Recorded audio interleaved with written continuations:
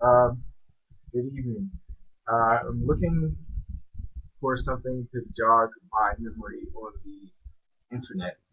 Um, Before I get to it, let us go over some things over in the past that today has got some wheels spinning.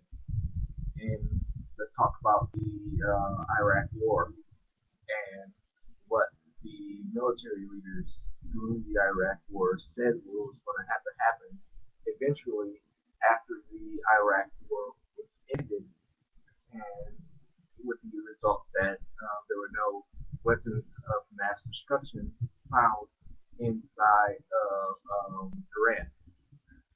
Um,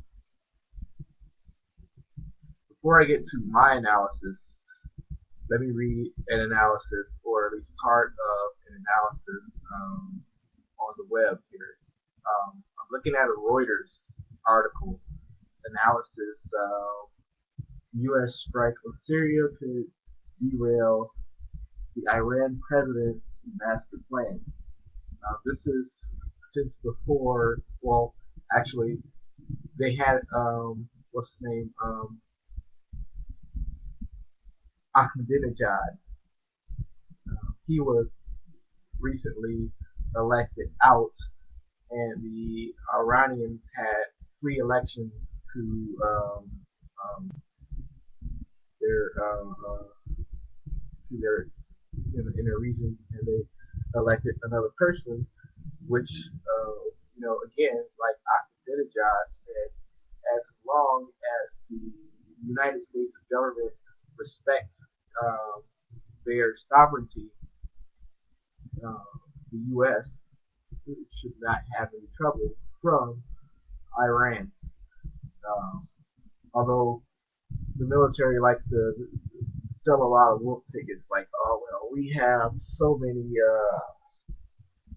people ready to do this and so many people ready to do that, selling wolf tickets. Although we as Americans are compassionate people, don't take us for bitches. We fuck you up. Now, um,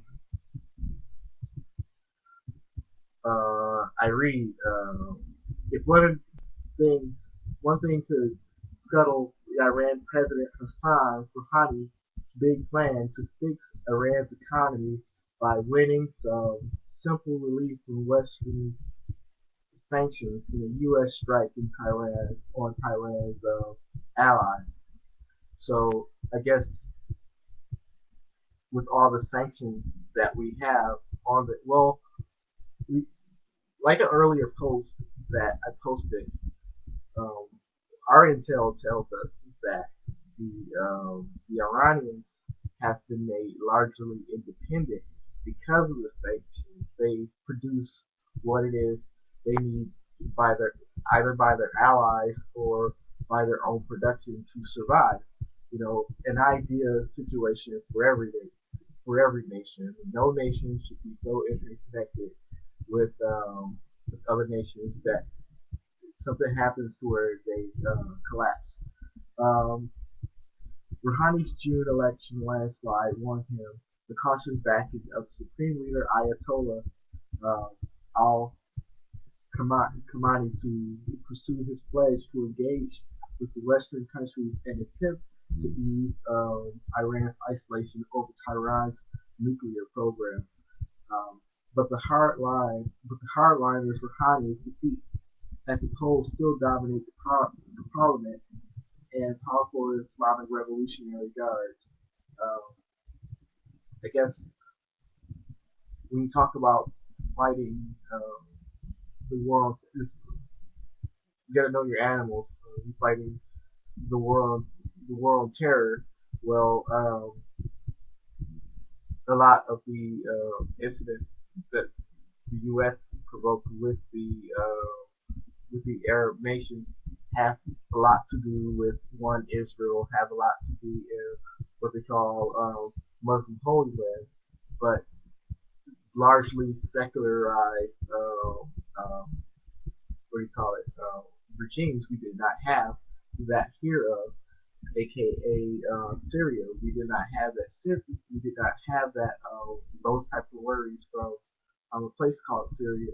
Well, like Syria, but the whole problem with Syria right now is that they're not an ally to Russia, but they're an ally to Iran.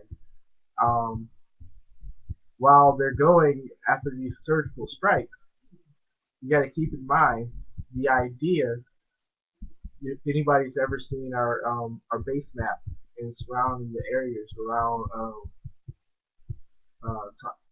Tehran and Iran, that we have them pretty surrounded right now. The only fear that you're trying to disevolve right now is any other nation coming in from around them to offer credible assistance to anything that would be happening to Iran.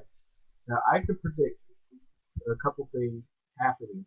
We do a strike, we pretty much embolden the rebels to keep going, and it gets to the point to where Syria becomes stabilized enough to where an incident happens, pointing to Iran authorizing Israel to, I guess, uh, so-called retaliate in a way.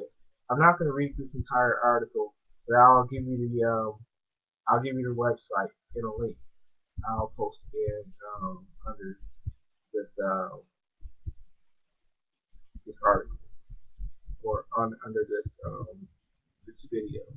Things if you follow the way things go, you always got to remember things are not always what they seem. You know, people are preaching justice out of one side of their face.